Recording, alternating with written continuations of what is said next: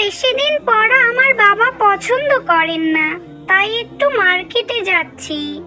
তা তুমি কোথায় যাচ্ছ হুমায়রা? এই তো বিকাল বেলা একটু ঘুরতে বের হয়েছি মাত্র, এছাড়া কিছুই নয়। আর আমার বাবা আমাকে কিছু টাকা দিয়েছে, যদি আমার খেতে কিছু মনে চায় তাহলে খেতে বলেছে।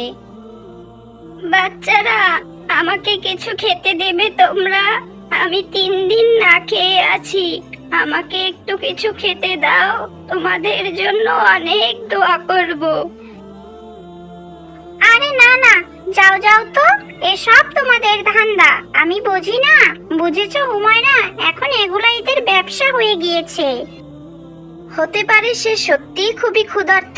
তুমি এক্ষুনি আল্লাহর কাছে ক্ষমা চাও, কারণ তাদের ব্যবসা হোক যাই হোক না কেন, আমাদের তা দেখার বিষয় না।